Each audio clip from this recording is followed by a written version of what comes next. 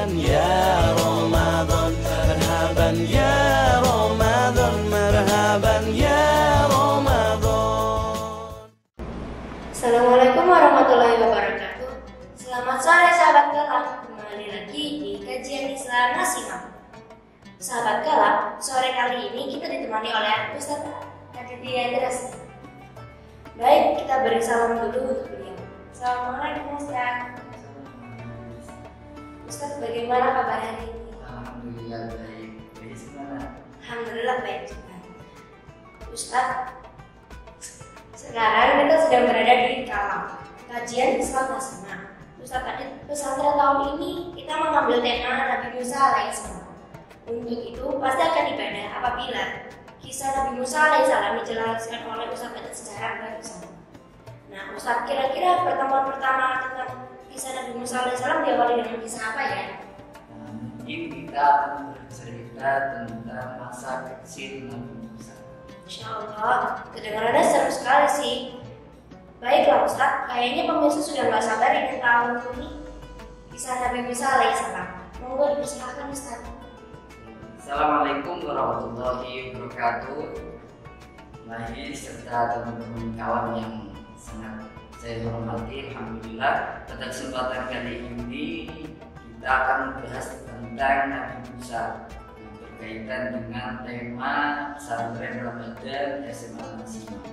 Jadi cerita Nabi Musa ini kita bisa melihat di dalam surah Al-Qasas di juz 20. Itu digambarkan bagaimana Nabi Musa dari awal lahir, Nabi Musa dari Bani Israel sampai kemudian Nabi Musa menjadi Rasul. Jadi Nabi Musa itu berasal dari Bani Israel. Bani Israel itu merupakan keturunan Nabi Yakub alaihissalam. Nah, Bani Israel ini Nabi Musa ini lahir dan tinggal di Mesir.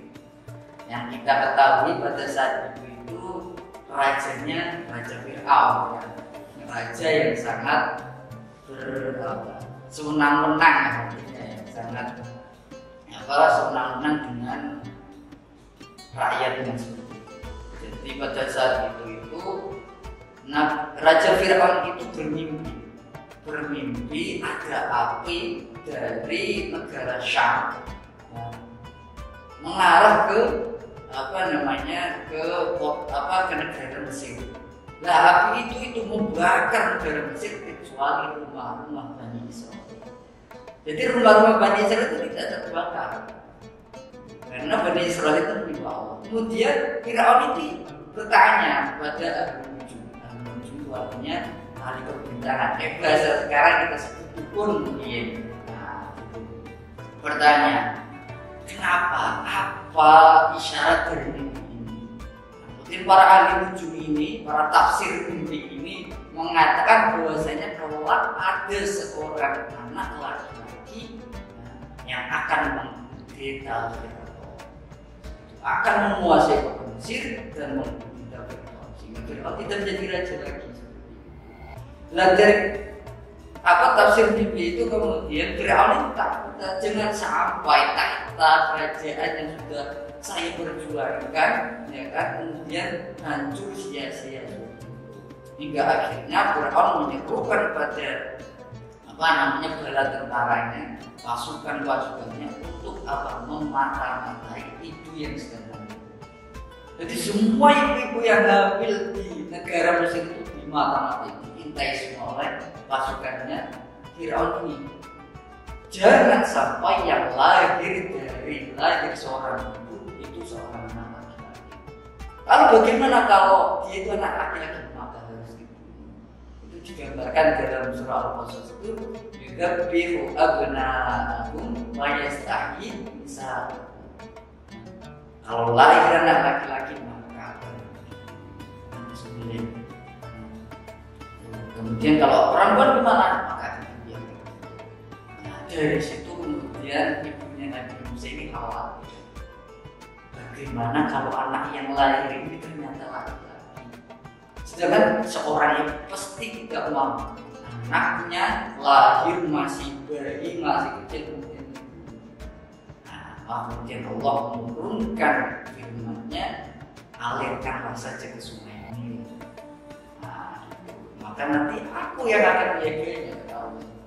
Maka ketika Nabi Musa itu lahir laki-laki, ibunya mengalirkan. Jadi Nabi Musa itu dimasukkan ke dalam peti, dialirkan ke sungai ini, di sungai itu sampai pada kerajaan Fir'aun.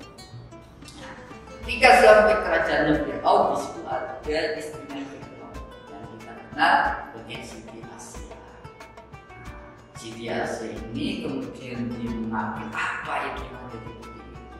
Kemudian diambil, ternyata ada seorang anak bayi laki-laki yang ganteng. Kemudian diambillah Nabi Musa itu, Nabi Musa kecil. Kemudian Siti Asia ini menyampaikan kepada Fir'aun suami, bahwasanya ini qurrata ain, perhiasan mataku. Bagaimana kalau kita ambil anak ini, kita asuh anak ini, kita jadikan bayi ini sebagai anak. Atas bujuk kerayuan Siti Asia ini, akhirnya Fir'aun yaudahlah, kita artinya kita angkat anak ini, kita asuh anak ini agar menjadi anak kita. Padahal sebelumnya Fir'aun bilang sendiri, siapapun ibu yang melahirkan anak laki-laki, maka dia akan mati. Inilah keistimewaan Nabi Musa. Lah yang istimewa lagi apa? Ketika Nabi Musa ini mau disusui, tentu kan seorang bayi akan menyusui. Ini semua perempuan di kota Mesir, di negara Mesir ini tidak ada yang mau. Maksudnya perempuan-perempuan ibu-ibu yang mau menyusui ini Nabi Musa tidak mau menyusui pada mereka. Hingga akhirnya saudara Nabi Musa ini mengabarkan kepada pihak kerajaan, akan saya tunjukkan pada seseorang yang bisa menyusui bayi.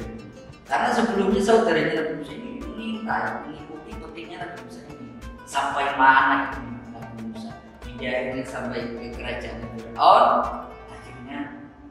Saudara Nabi Musa ini menyampaikan kepada kerajaan bahwasanya akan ada seorang perempuan yang bisa menyusui Nabi.